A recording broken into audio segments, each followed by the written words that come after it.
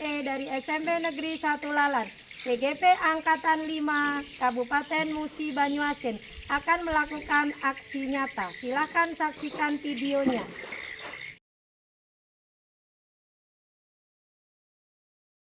Maaf, ini mau minta izin untuk melakukan aksi nyata mengenai sosialisasi budaya positif di sekolah kita berkaitan dengan tugas CGP, Pak. Oke, silakan dilaksanakan sesuai dengan standar kegiatan Anda. Jadi waktu kami silakan untuk kegiatan yang Anda perlukan di ruang guru. Rencananya Pak, itu mau dilaksanakan tanggal 7 September jam 10 Pak. Oke, jadi silakan dikondisikan ruangan dan waktunya, hubungi rekan-rekan yang akan dibutuhkan dalam kegiatan Anda. Terima kasih Pak, itu saja Pak. Oke, sama-sama aja.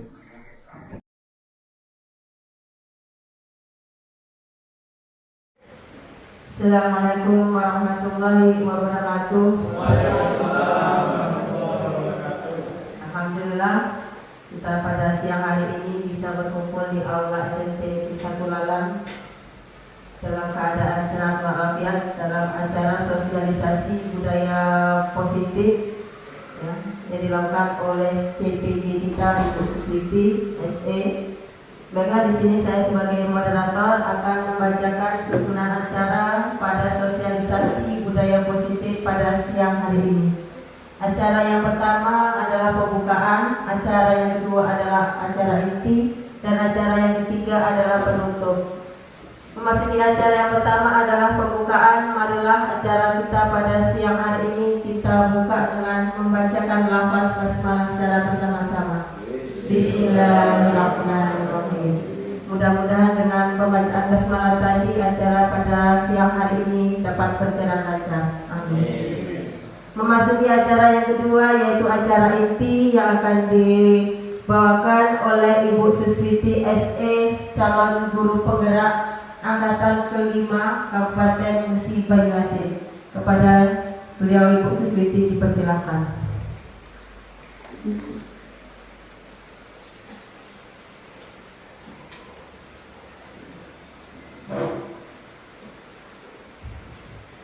Terima kasih atas waktu yang diberikan kepada saya.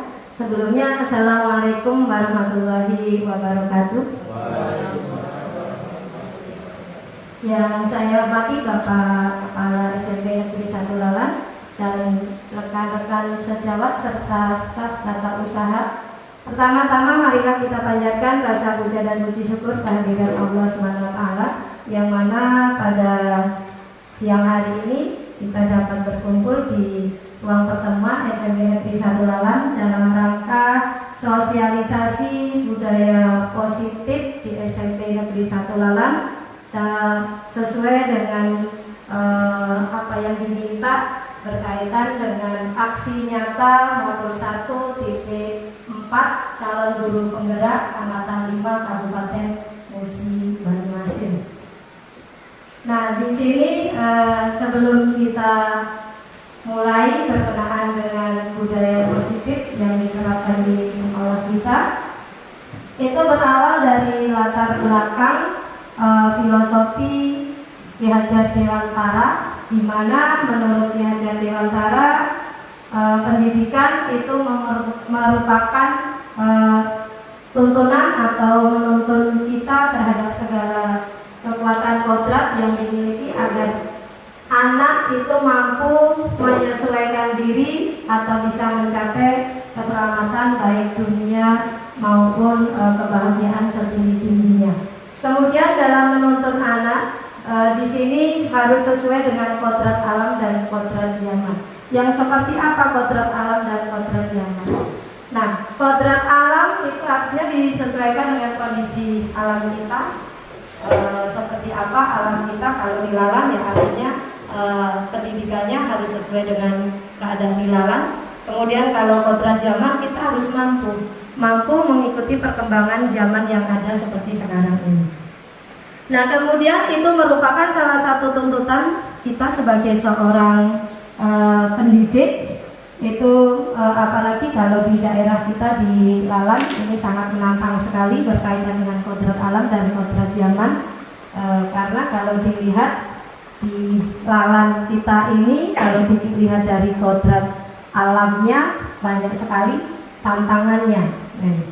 Nah kemudian sebagai pendidik juga kita harus bisa melaksanakan dasar kerja pendidikan seperti yang sudah diteladankan oleh filosofi Ki Hajar Dewantara, di mana engarso sung tulodo, artinya di sini di depan kita memberi teladan, dan eng madyo mangun karso, di tengah kita harus bisa membangun semangat, kemudian dan kemauan, atau sering dikenal dengan istilah tutpuri handayani. Nah itu juga di belakang kita harus bisa memberi dorongan. Jadi bukan cuma kita di depan saja, artinya harus lengkap di depan, di tengah, dan juga di belakang. Nah itu berdasarkan filosofi atau latar belakang tadi, maka kita harus menerapkan budaya positif yang ada di sekolah kita. Itu merupakan tugas saya sebagai calon guru penggerak angkatan 5 Kabupaten Musi Banyuasin berkaitan dengan tugas modul 1.4. Nah itu membuat sebuah laporan aksi nyata yang diminta itu dengan durasi 60 menit. Nah, itu. Jadi berkaitan dengan itu ada sosialisasi dari calon CPP kepada Bapak Ibu guru, kemudian membuat ini kesepakatan kelas, kemudian kesepakatan kelas ini dibuat oleh calon CGP ya, atau bisa juga guru yang lain dengan siswa, kemudian permintaan izin kepada Bapak Kepala Sekolah berkaitan dengan sosialisasi hari ini itu sudah saya lakukan. Nah baiklah, langsung kita masuk ke materi mengenai budaya positif. Nah, di sini ada capaian umum yang akan dicapai berkaitan dengan budaya positif. Menurut pendidikan Ki Hajar Dewantara, itu dihubungkan dengan budaya positif dan lingkungan positif di sekolah yang berpihak pada murid. Nah, jadi di sini kita harus berpihak pada murid karena menurut filosofi Ki Hajar Dewantara bahwasanya guru itu menghamba terhadap murid. Berbeda dengan pendidikan yang selama ini kita jalankan, apa yang saya peroleh di pelatihan CGP ini, guru itu harus menghamba kepada murid. Dalam arti di sini guru sebagai fasilitator, sebagai motivator. Nah ini. Kemudian tidak ada lagi yang istilahnya hukuman fisik, itu nggak ada lagi. Nah, ini. Jadi kita harus bisa membangun budaya positif yang ada di sekolah kita ini mulai dari sekarang. Sebenarnya kita sudah menerapkan, cuma kadang kita tidak menyadari kalau itu yang dinamakan dengan budaya positif. Nah contohnya yang seperti apa budaya positif itu? Contohnya kita sudah sering melakukan, misalnya anak melanggar peraturan yang sudah disepakati di awal, misalnya pakai sepatu warna putih, baju tidak dimasukkan. Nah, cuma kita itu tidak tahu bentuk pelanggarannya itu yang seperti apa, kemudian penanganannya itu seperti apa. Nah, nanti di materi berikutnya akan dikupas. Itu berkaitan dengan budaya positif. Nah, kemudian capaian umum yang akan dicapai yang kedua itu melakukan evaluasi dan refleksi tentang praktek disiplin dalam pendidikan Indonesia secara umum untuk mendapatkan pemahaman baru mengenai konsep disiplin positif untuk menciptakan murid dengan profil pelajar Pancasila. Nah, yang seperti apa profil pelajar Pancasila? Profil pelajar Pancasila itu ada 6. Ini sebenarnya juga sudah kita terapkan, cuma kita nggak tahu kalau itu namanya profil pelajar Pancasila. Nah, mungkin Bapak Ibu ada yang pernah mendengar mengenai profil pelajar Pancasila? Ada Bapak Ibu yang pernah mendengar istilah profil pelajar Pancasila? Ada belum? Nah, ini ada istilah baru berkenaan dengan pembelajaran menurut filosofi Ki Hajar Dewantara. Itu ada profil pelajar Pancasila, itu terdiri dari 6. Yang pertama ada bertakwa kepada Tuhan Yang Maha Esa dan berakhlak mulia.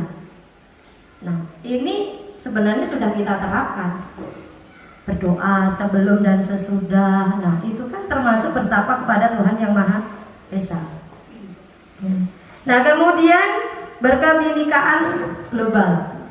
Sudah pasti keadaan alam di Lalan ini kan sudah pasti berkebinekaan global. Siswanya terdiri dari berbagai suku dan adat yang berbeda. Ada orang Jawa, Jawanya saja macam-macam Bapak Ibu. Nah, kemudian ada yang orang Palembang asli, ada yang dari suku Bugis dan yang lainnya. Kemudian bergotong royong, itu sudah pasti kita lakukan. Kemudian ada mandiri, ada bernalar kritis, dan yang terakhir itu kreatif. Nah, itu berkaitan dengan profil pelajar Pancasila. Nah, kemudian yang berikutnya memahami peran serta atau peran sebagai guru untuk membangun budaya positif dengan menerapkan konsep disiplin positif dalam berinteraksi dengan murid. Jadi kita harus bisa memahami peran kita sebagai guru. Yang seperti apa sih supaya bisa membangun budaya positif? Nah, interaksi kita dengan murid itu yang seperti apa? Kalau menurut Bapak Ibu, hukuman yang sifatnya fisik itu atau bisa menciptakan disiplin bagi siswa? Bisa enggak kira-kira Bapak Ibu kalau hukuman fisik itu menciptakan kedisiplinan bagi siswa? Nah, kira-kira bisa enggak Ibu, Bapak Ibu? Nah, kata Bu Ukinas tadi tidak bisa. Nah, memang benar menurut filosofi Ki Hajar Dewantara bahwasanya hukuman yang sifatnya fisik itu belum bisa menciptakan kedisiplinan siswa. Kenapa? Karena anak itu ketika dihukum fisik takut seketika, tetapi untuk kedepannya diulangi lagi. Nah, jadi dia bukan menciptakan disiplin, hanya seketika itu saja. Nah, itu berkaitan dengan budaya positif.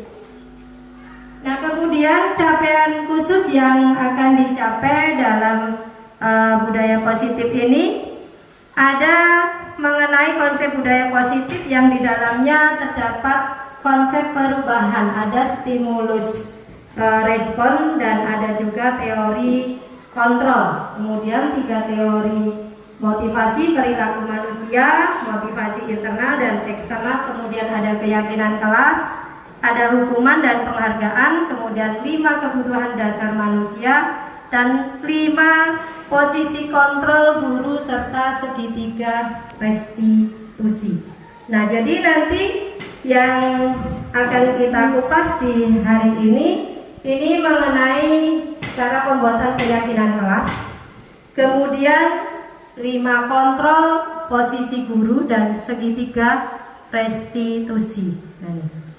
Nah, kemudian penerapan strategi disiplin positif yang memerdekakan murid untuk menciptakan ekosistem sekolah aman dan berpihak pada murid. Kemudian yang keempat, menyusun strategi aksi nyata yang efektif dalam mewujudkan kolaborasi dengan seluruh pemangku kepentingan sekolah, mulai dari kepala sekolah, rekan sejawat, dan seluruh warga sekolah lainnya. Kemudian yang terakhir, bersikap efektif dan kritis terhadap budaya di sekolah dan senantiasa mengembangkan sesuai dengan kebutuhan sosial dan murid. Nah, di sini muncul pertanyaan. Nah, Bapak Ibu kira-kira setuju nggak nanti dengan pertanyaan ini? Hukuman dapat mendisiplinkan anak. Nah, kira-kira setuju nggak Bapak Ibu kalau hukuman itu bisa mendisiplinkan anak? Setuju nggak Bapak Ibu dengan pertanyaan ini? Hukuman dapat mendisiplinkan anak.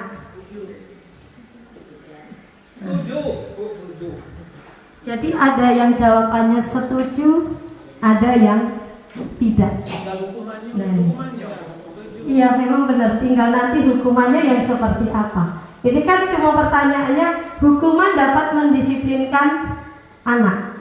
Nah, nanti tergantung hukumannya apa. Nah, memang benar Bapak Ibu, tergantung nanti hukumannya apa. Nah, kemudian pemberian hukuman dengan hal yang positif seperti membaca atau membersihkan halaman sekolah dapat meningkatkan disiplin anak atau siswa. Setuju nggak dengan pendapat itu, pertanyaan itu Bapak Ibu? Nah, itu. Nah, kemudian yang ketiga, memberi penghargaan dapat meningkatkan motivasi belajar anak. Memberikan penghargaan. Penghargaan ini macamnya banyak sekali Bapak Ibu ya. Nah, bisa memberikan berupa kalau peringkat mendapatkan hadiah misalnya, bisa juga nanti berupa piagam ataupun dalam bentuk yang lainnya, bahkan bisa sekedar ucapan saja bisa memberikan motivasi kepada anak. Nah, itu beberapa pertanyaan berkenaan dengan budaya positif yang ada di sekolah. Nah, kemudian di sini berkaitan dengan apa yang sudah disampaikan di atas tadi. Jadi ada berkaitan dengan paradigma stimulus respon dan teori kontrol. Nah, jadi di situ kita nanti bertanya, siapa sesungguhnya yang memiliki kontrol itu? Kalau di dalam pembelajaran. Nah, berdasarkan stimulus respon, di situ ada kita mencoba mengubah orang agar berpandangan sama dengan kita. Nah, jadi kita mencoba merubah atau mengubah orang agar berpandangan sama dengan kita. Kira-kira kalau berdasarkan stimulus respon ini bisa nggak mengubah orang itu mempunyai pandangan sama dengan kita? Kira-kira bisa nggak Bapak Ibu? Membuat orang itu mengubah pandangannya agar sama dengan kita. Nah, tentu tidak, susah ya untuk ini ya. Nah, kemudian yang kedua, perilaku buruk dilihat sebagai suatu kesalahan. Ini berdasarkan stimulus respon. Bahwasanya perilaku buruk itu sebagai suatu kesalahan. Nah, kemudian yang ketiga, orang lain bisa mengontrol saya. Yang keempat, saya bisa mengontrol orang lain. Nah, ini jadi nomor 3 dengan 4 tadi kebalikannya. Orang lain bisa mengontrol saya, begitu juga saya bisa mengontrol orang lain. Kemudian pemaksaan ada pada saat bujukan itu gagal. Ini biasanya sudah sering terjadi. Kapan kita membujuk gagal, biasanya muncul istilah paksaan. Kemudian yang berikutnya, model berpikir menang atau kalah. Nah, itu nanti di materi berikutnya ada penjelasannya. Kemudian yang menurut teori kontrol, kita berusaha memahami pandangan orang lain tentang dunia. Kita harus bisa memahami, ini menurut teori kontrol, bahwasanya kita harus bisa memahami pandangan orang lain tentang dunia. Orang lain itu kan biasanya punya pandangan tentang perkembangan di era globalisasi ini. Sama juga hanya kita. Kemudian semua perilaku memiliki tujuan, itu sudah pasti.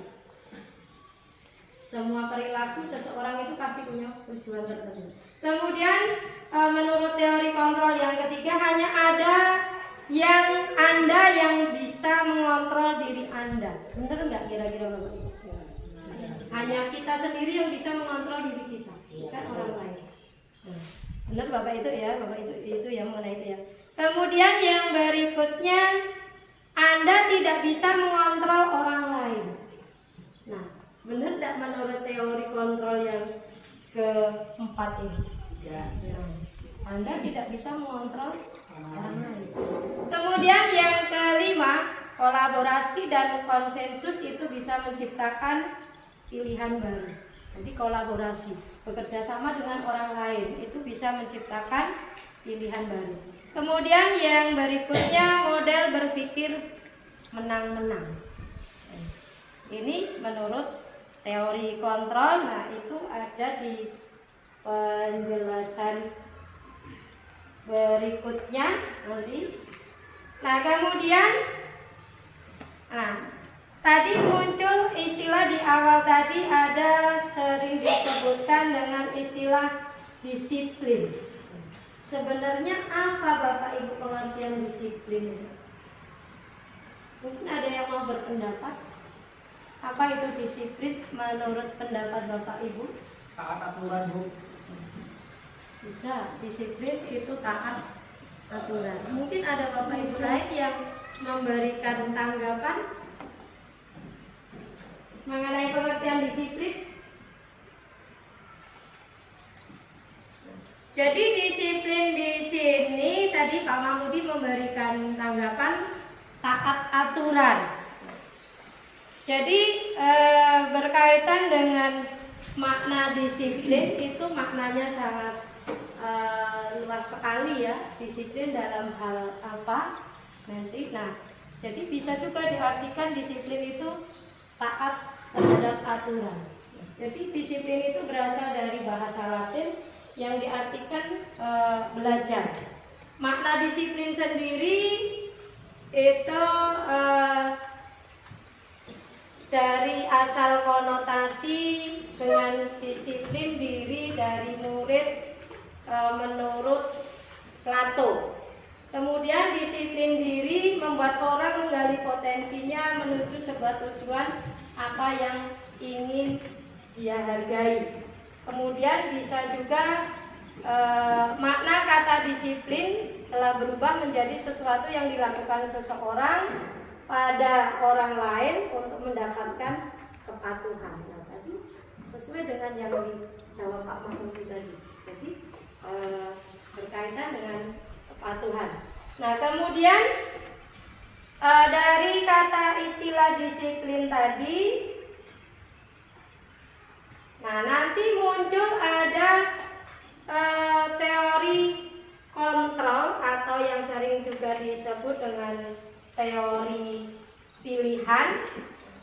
Jadi teori kontrol ini bunyinya ada, Anda tidak bisa mengontrol orang lain, hanya Anda yang bisa mengontrol diri Anda. Tadi di depan sudah dijelaskan. Kemudian yang kedua ada perilaku, semua perilaku memiliki tujuan.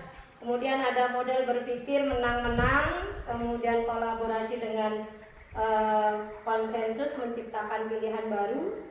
Realita, kebutuhan kita itu berbeda. Jadi di situ nanti dibagi-bagi. Kalau berkaitan dengan semua perilaku memiliki tujuan, itu nanti ada masuk ke teori motivasi. Teori motivasi itu nanti ada beberapa hal berkaitan dengan teori motivasi. Kemudian kalau berkaitan dengan model berpikir menang-menang, itu nanti masuk ke 5 posisi kontrol. Jadi ada 5 posisi kontrol, kita nanti posisinya sebagai apa. Kemudian kalau berkaitan dengan realitas atau kebutuhan kita itu berbeda, kita maka harus bisa memahami pandangan orang lain tentang dunia tadi. Itu nanti masuk ke materi 5 kebutuhan dasar manusia. Nah, jadi apa saja berkaitan dengan hal itu?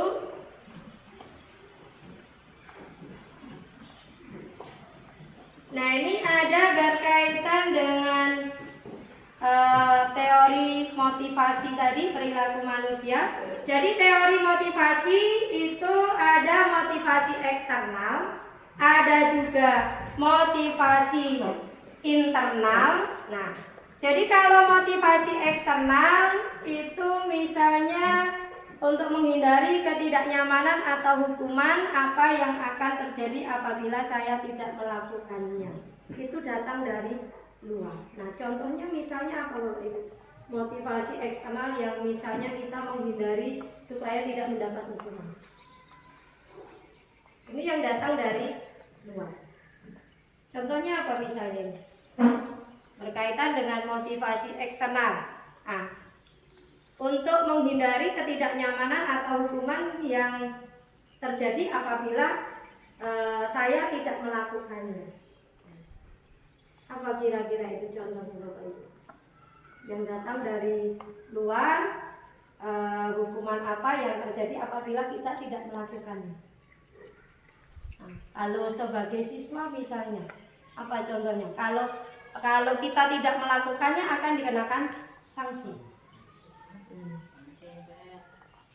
Nah, contohnya misalnya tidak melaksanakan PR itu ya kalau kita sedang melakukan pembelajaran. Kemudian ada juga motivasi eksternal yang lain, misalnya untuk mendapatkan imbalan dari orang lain atau institusi.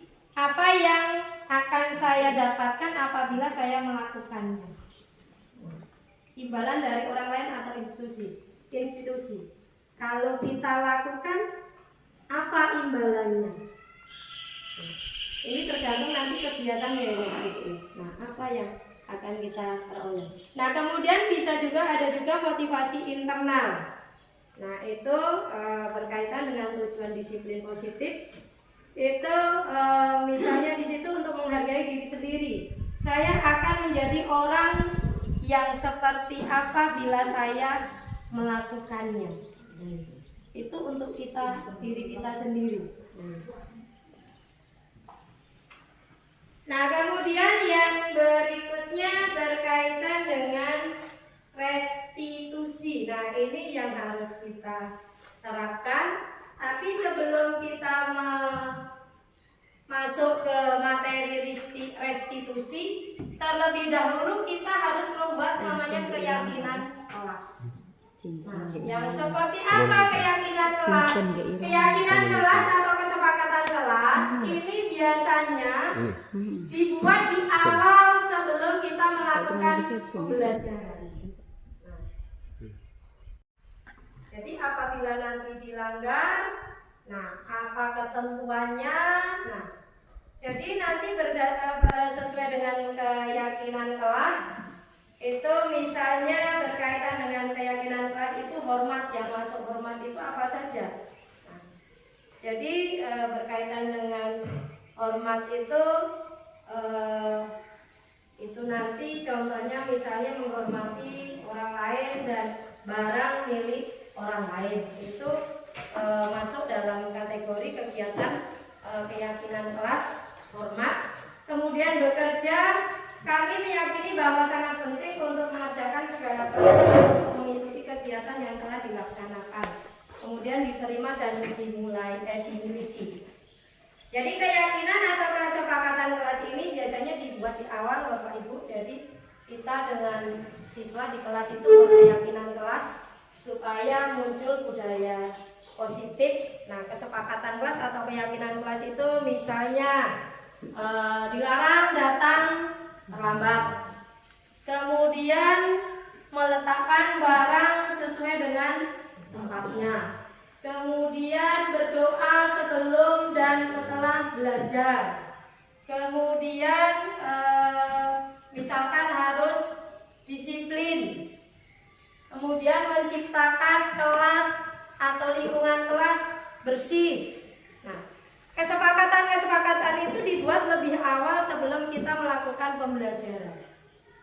Nah, boleh misalnya Bapak Ibu guru setiap mapel ketika sebelum melakukan pembelajaran kesepakatan kelas kita ini. Jadi itu untuk berlaku seterusnya. Apabila dilanggar nanti akan dikenakan sanksi. Sanksinya itu nanti berupa restitusi.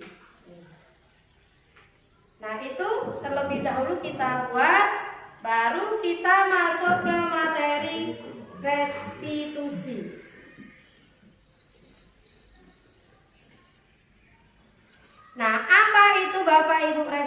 restitusi. Ada yang tahu pengertian restitusi? Restitusi?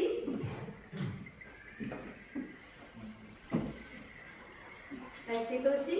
Jadi restitusi itu diartikan proses menciptakan kondisi murid untuk memperbaiki kesalahan mereka sehingga mereka bisa kembali pada kelompok mereka dengan karakter yang kuat. Restitusi juga merupakan proses kolaboratif yang mengajarkan murid untuk mencari solusi untuk masalah mereka dan membantu murid berpikir tentang seperti apa yang mereka ingin menjadi atau tujuan mulia dan bagaimana mereka memperlakukan orang lain. Nah, kemudian ciri-ciri restitusi. Yang pertama, restitusi itu bukan merupakan atau restitusi bukan untuk menebus kesalahan, namun restitusi untuk belajar dari kesalahan. Nah, itu pengertian atau cirinya restitusi. Kemudian yang kedua, memperbaiki hubungan. Cirinya yang ketiga, tawaran bukan paksaan.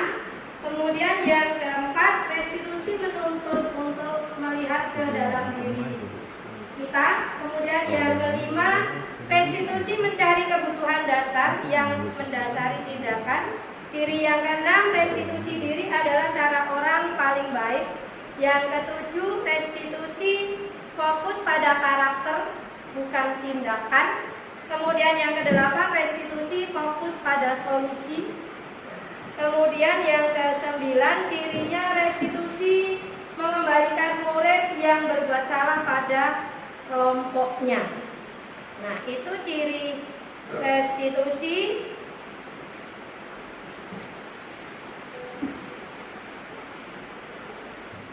Nah, jadi berkaitan dengan restitusi tadi, tentunya nanti kembali ke materi kesepakatan kelas.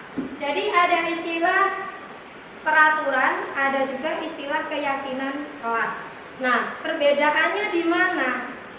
Kalau peraturan itu selalu dikembalikan, misalnya ya di situ contohnya, kalau peraturan selalu dikembalikan buku ke tempatnya, misalnya kalau keyakinan itu berupa tanggung jawab. Kemudian yang kedua, dilarang mengganggu orang lain, itu kalau peraturan. Tapi kalau keyakinan kelas, menghormati orang lain. Kemudian hadir di sekolah 15 menit sebelum pembelajaran dimulai. Nah, kalau keyakinan kelas itu bunyinya menghormati orang lain. Itu dan berkomitmen.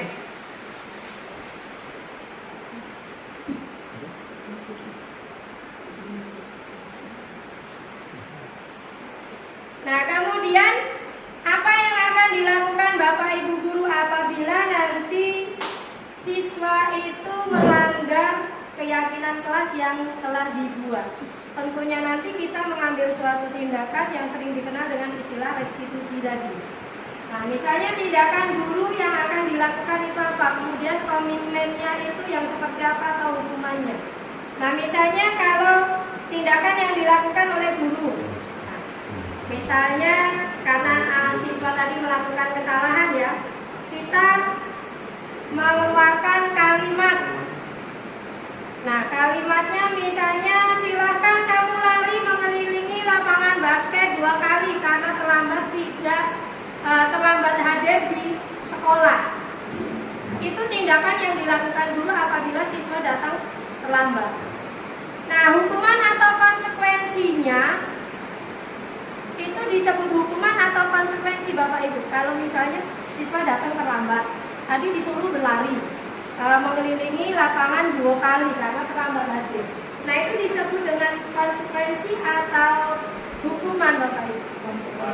Nah, jadi itu bisa disebut dengan kalau lari itu hukuman ya. Nah, karena berupa fisik. Nah, kemudian misalnya lagi tindakan yang dilakukan guru. Nah, membersihkan tumpahan air di meja tulis karena tersenggol pada saat belajar. Siswa tadi menumpahkan air di atas meja ketika kita melakukan pembelajaran. Itu merupakan hukuman atau konsekuensi. Kalau siswa disuruh membersihkan, konsekuensi disuruh membersihkan. Nah, itu nanti masuk ke dalam hal tersebut. Kalau kita lakukan, itu namanya budaya positif. Sebenarnya kita sudah melakukan, cuma kita nggak sadar itu namanya apa. Karena istilah pembelajaran sekarang banyak sekali. Nah, kemudian ada hal lain, misalnya PJOK, lari mengelilingi lapangan basket 2 kali karena terlambat 10 menit untuk pelajaran PJOK. Itu konsekuensi atau hukuman menurut Pak Doni kalau pelajaran PJOK? Nah, kalau pelajaran PJOK itu konsekuensi dan sesuai dengan pelajarannya. Jadi, tapi kalau untuk pelajaran saya misalnya PPKN, bukan lagi konsekuensi itu, karena berupa hukuman fisik, jadi namanya hukuman. Nah, itu untuk bisa membedakannya. Kemudian apa perbedaan hukuman dengan konsekuensi? Jadi tadi kan misalnya kalau PJOK disuruh lari tadi, itu bukan hukuman tetapi konsekuensi. Tapi kalau pelajaran lain disuruh lari tadi termasuk hukuman. Nah, jadi apa perbedaan konsekuensi dengan hukuman? Ada yang mau memberikan pendapat? Bapak Ibu, apa itu hukuman? Nah, ketua kelas itu benar. Apa Bapak Ibu ada? Jadi kalau hukuman itu yang seperti apa? Kalau hukuman itu kan sesuatu yang menyakitkan harus terjadi. Nah, contohnya tadi pelajaran PKN misalnya disuruh karena dia terlambat datang suruh lari berkeliling lapangan 2 kali. Kemudian membuat anak sakit atau fisik maupun hati untuk jangka waktu lama. Itu yang dinamakan hukuman. Kemudian anak benci dengan kedisiplinan. Ini kalau yang dinamakan hukuman. Kemudian hukuman itu biasanya berupa paksaan. Kemudian yang berikutnya sesuai dengan hukuman tadi, mendorong anak menyakiti diri sendiri. Nah, konsep diri yang buruk, nah itu hukuman. Kemudian kalau konsekuensi itu sesuatu yang harus terjadi, kemudian membuat anak merasa tidak nyaman dalam jangka waktu pendek, itu kalau konsekuensi hanya seketika itu saja. Kemudian anak menghargai disiplin, kemudian mendorong anak agar mudah menyesuaikan diri. Nah, anak belajar untuk mematuhi peraturan. Nah, itu perbedaan konsekuensi dengan hukuman. Jadi kalau hukuman itu sudah pasti anak merasa tersakiti. Nah, misalnya tadi datang terlambat disuruh lari di depan kawan-kawannya banyak di lapangan lari 2 kali. Pasti dia akan membenci guru yang bersangkutan. Nah, sehingga di situ timbul bahwa segala sesuatunya itu merupakan paksaan. Jadi sebisa mungkin dalam menerapkan budaya positif ini kita jangan melakukan hukuman yang sifatnya fisik. Jadi boleh melakukan hukuman tetapi yang sifatnya positif. Nah, misalnya tadi berupa konsekuensi.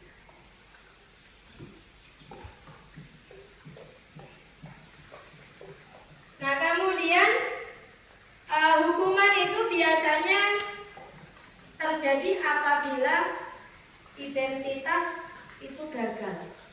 Nah, kemudian yang dikatakan identitas sukses itu biasanya akan menciptakan kedisiplinan yang berupa konsekuensi dan restitusi. Yang seperti apa? Tadi sudah dikatakan bahwa hukuman itu biasanya menyakitkan siswa, terjadi jangka waktu panjang. Kemudian kalau restitusi tadi berupa pilihan ya. Jadi itu nanti yang harus kita terapkan.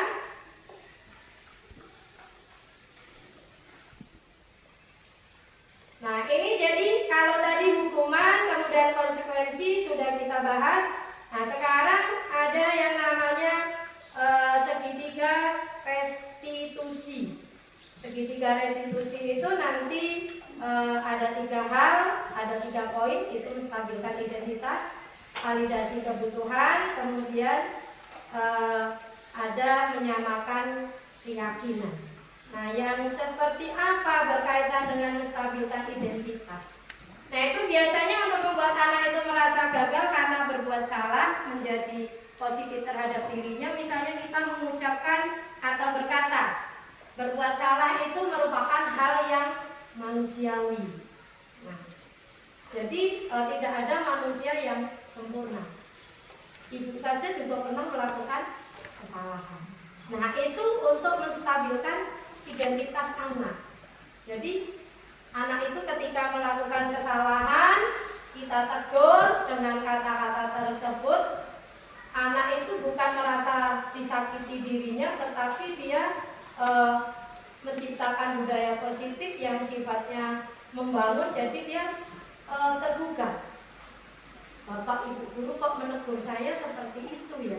Kalau contohnya membuang sampah tidak pada tempatnya, saya ditegur seperti itu. Misalnya si A atau Ayu misalnya, kamu kok membuang sampah tidak pada tempatnya. Mungkin jawabannya karena tempat sampahnya jauh, Bu. Nah, kita kembalikan lagi ke pertanyaannya ke Ayu tadi. Nah, apakah senang kamu membuang sampah tidak pada tempatnya? Pasti anak kan jawabnya tidak. Nah, kalau sudah dijawab tidak, apa yang akan kamu lakukan setelah membuang sampah tidak pada tempatnya? Nah, nanti kan di situ kita menstabilkan identitas anak tadi. Anak disuruh mengambil sampah tersebut dan membuang pada tempat sampah atau tempatnya. Nah, itu menstabilkan identitas. Jadi tidak down anak tuh. Lain kalau kita langsung negur, Ayu, kamu buang sampah di situ, dengan ada yang kuat kan lain. Nah, itu menstabilkan identitas. Nah, kemudian ada validasi kebutuhan. Nah, itu membantu siswa mengenali kebutuhan yang ingin dipenuhi ketika melakukan kesalahan itu. Nah, misalnya itu guru dengan berkata, kamu bisa saja kan melakukan hal yang buruk, tapi kamu tidak melakukannya. Kemudian kamu pasti punya alasan mengapa melakukan hal tersebut. Nah, itu berkaitan dengan validasi kebutuhan. Kemudian yang terakhir nanti menanyakan keyakinan. Nah, contohnya tadi kembali ke Ayu. Gurunya nanti akan berkata apa nilai yang kita percaya di kelas atau yang sudah kita sepakati tadi. Nah, jadi kembali ke Ayu tadi. Jadi berkaitan dengan menanyakan keyakinan kelas. Setelah Ayu tadi kan membuang sampah tidak pada tempatnya, kita tegur. Apakah Ayu senang membuang sampah tidak pada tempatnya? Pastikan dia jawabnya tidak, Bu.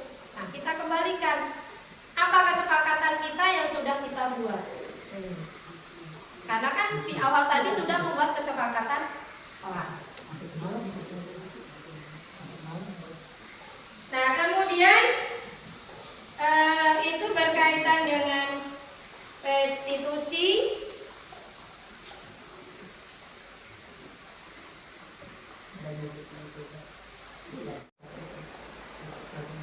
Nah, kemudian nanti ada setelah terjadi restitusi, ada 5 posisi kontrol kita sebagai guru dalam menangani siswa yang mengalami bermasalah. Nah, kontrolnya kita ini sebagai apa?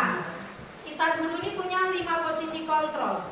Yang pertama nanti sebagai penghukum, kemudian pembuat orang merasa bersalah, sebagai teman, sebagai pemantau, dan juga sebagai manajer. Yang kita yang mana? Kalau misalnya anak itu melakukan kesalahan, kita pada posisi yang mana 5 kontrol tadi? Misalnya kalau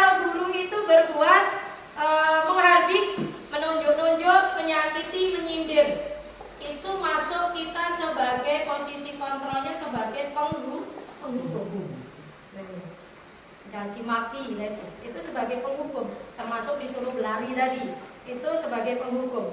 Kemudian kalau guru berceramah dan mengatakan misalnya seharusnya kamu tidak melakukan ini, kemudian ibu kecewa dengan apa yang kamu lakukan. Nah, itu kita posisi kontrolnya sebagai pembuat orang merasa bersalah. Nah, kemudian kalau posisi kita sebagai teman, kita berkata misalnya membuatkan alasan-alasan untuk muridnya. Nah, kita nanya sama anak kita, alasan kamu melakukan ini apa sih? Nah, itu posisi kita sebagai teman. Kemudian ada juga sebagai pemantau. Nah, sebagai pemantau ini menghitung dan mengukur tingkat kesalahan siswa. Kalau wakil kesiswaan biasanya menerapkan poin. Nah, itu dia sebagai pemantau. Si A melanggar tidak memakai kaos kaki atau datang terlambat, tidak mengikuti upacara, kena poin sekian. Dia menghitung dan mengukur. Itu dinamakan sebagai pemantau. Ini biasanya wakil kesiswaan ya, kalau di sekolah kita sering dilaksanakan itu. Kemudian yang terakhir sebagai manajer. Manajer itu mengajukan pertanyaan-pertanyaan. Nah, ini. Kenapa kamu datang terlambat? Misalnya saya bangun jam 7:30, Pak. Nah, kemudian manajer bertanya lagi, bisa tidak besok kamu bangun lebih awal supaya datang tidak terlambat? Nah, itu posisi kita sebagai manajer. Nah, kita nanti mau menempatkan posisi kontrol kita ketika anak melakukan kesalahan di yang mana? Nah, yang mana yang akan kita lakukan sebagai penghukum, membuat orang merasa bersalah, atau sebagai teman, atau sebagai pemantau, dan sebagai manajer. Nah, itu sebenarnya semuanya sudah kita terapkan ya, sudah kita terapkan di pembelajaran kita yang kita laksanakan sehari-hari. Cuma kita kadang nggak tahu itu namanya apa, termasuk saya juga nggak tahu. Nah, saya dulu kapan mengajar, kalau sudah kesel sama anak, marah, nah bahkan nabok pakai buku atau pakai tangan, itu dulu sering dilakukan. Nah, ketika saya ikuti atau mengikuti pembelajaran melalui pelatihan pendidikan calon guru penggerak ini, berarti selama ini apa yang saya lakukan tidak salah ya, tidak sesuai dengan apa yang diinginkan dalam filosofi diajar dengan tanah. Jadi banyak sekali. Nah, itu materi yang saya sampaikan ya. Saya di sini juga masih belajar. Mudah-mudahan apa yang saya sampaikan nanti bisa kita terapkan di sekolah kita. Dan saya juga berharap kepada semua rekan-rekan supaya bisa mengikuti latihan JGP ini, karena itu manfaatnya bagus untuk kita, baik untuk diri kita sendiri pribadi maupun untuk pembelajaran kita di sekolah. Mungkin itu saja yang saya sampaikan, kurang lebih saya minta maaf kepada Allah, saya mohon ampun, dan saya akhiri. Wassalamualaikum warahmatullahi wabarakatuh. Waalaikumsalam warahmatullahi wabarakatuh.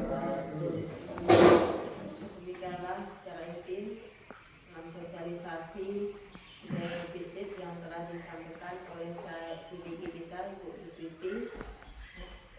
Mudah-mudahan kita semua bisa mendapatkan manfaat dari ini. Acara ketiga adalah penutup. Marilah acara kita pada siang hari ini kita tutup dengan melafazkan lafaz hamdalah secara bersama-sama. Alhamdulillah. Dan terakhir, Assalamualaikum warahmatullahi wabarakatuh. Waalaikumsalam warahmatullahi wabarakatuh.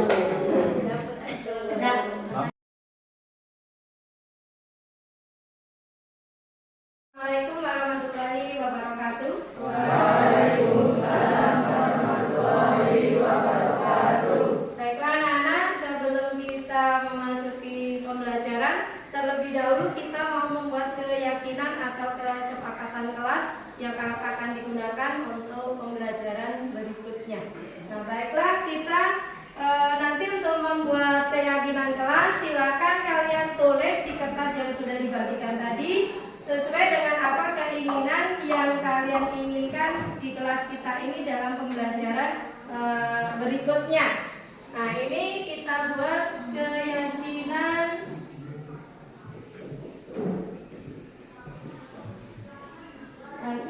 kelas 9.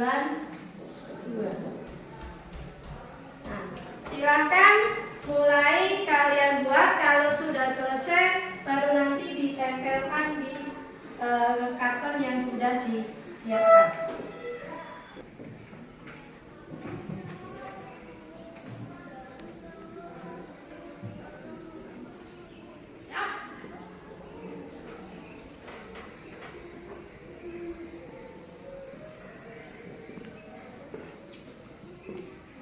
Bagi yang sudah selesai, silakan langsung ditempel di papan tulis. Yang warna hijau disusun sesuai dengan warna hijau ya.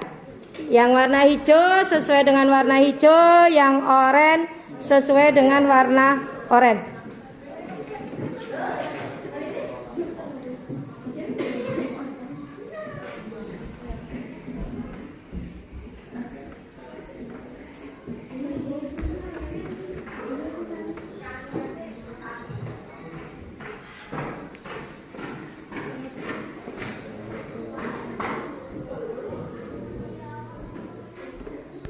Yang warna hijau di sebelah kiri.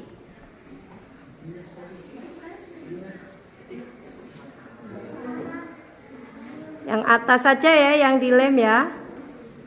Ayo berikutnya.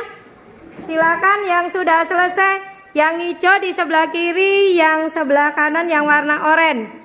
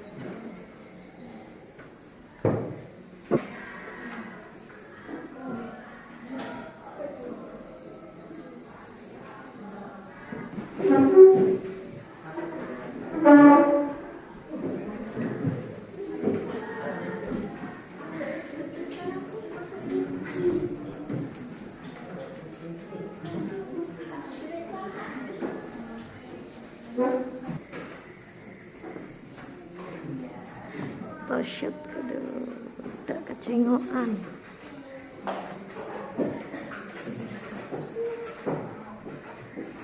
Nah itulah anak-anak ya, untuk keyakinan kelas sudah kita buat. Sekarang kita simpulkan dulu. Nah keyakinan kelas yang sudah kita buat, kita simpulkan.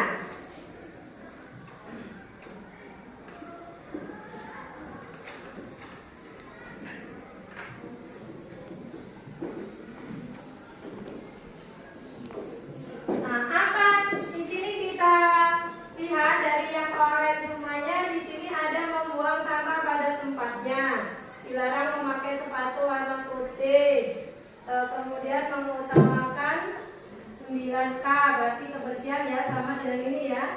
Tidak terlambat pergi ke sekolah, tidak boleh mengeluarkan baju. Nah, jadi kita simpulkan yang pertama di sini ada menjaga kebersihan kelas.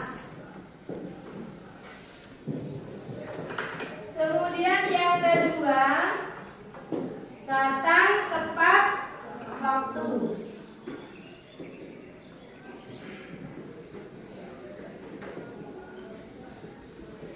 Kemudian apalagi ini tidak boleh menggunakan, nah ini tidak boleh memakai sepatu warna selain hitam.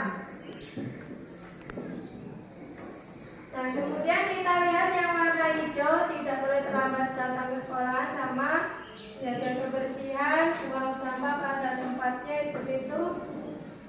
Kemudian memakai atribut lengkap. Ikut apa di sini kalau atribut? Apa kalau atribut menjaga kebersihan? Atribut ini berarti perlengkapan pakaian lengkap ya. Memakai kelengkapan pakaian.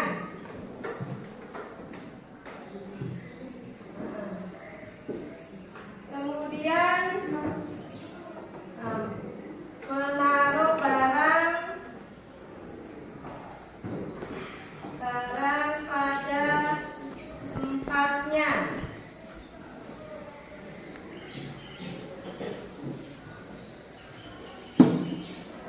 Kemudian apa lagi? Kita lihat dulu. Tidak boleh datang terlambat, sama melaksanakan tiket. Nah, di sini ada melaksanakan tugas tiket kelas.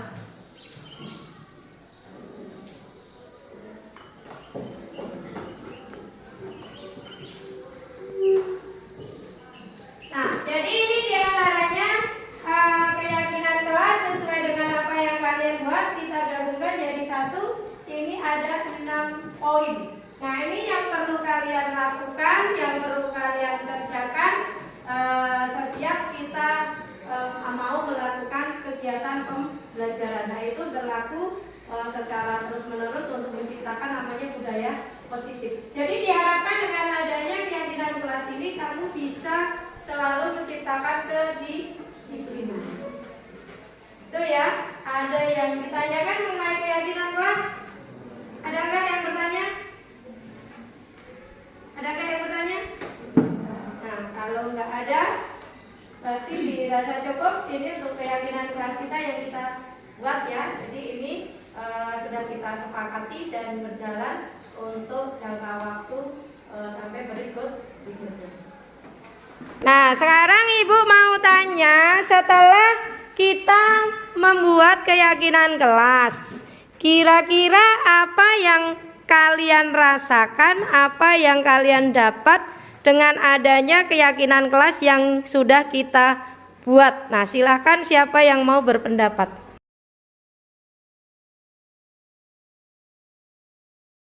Saya merasa senang dengan adanya keyakinan kelas. Kita bisa membuat suatu perubahan ke arah yang lebih positif.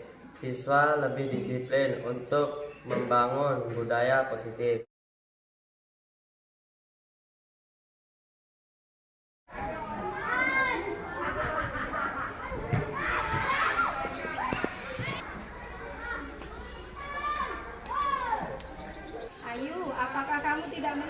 sampah di sekitarmu? Melihat Bu, tapi kotak sampahnya terlalu jauh.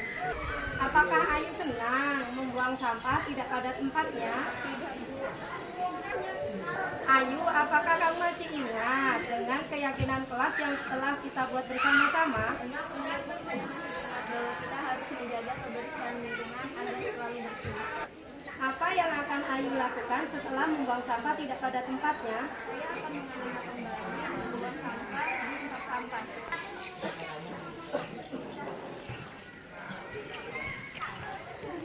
Maafkan saya Bu, saya berjanji tidak akan mengulangi kesalahan yang sama di kemudian hari.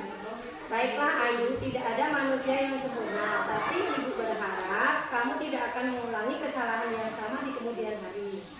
Apa perasaan Ayu setelah mengikuti kegiatan atau adegan restitusi ini?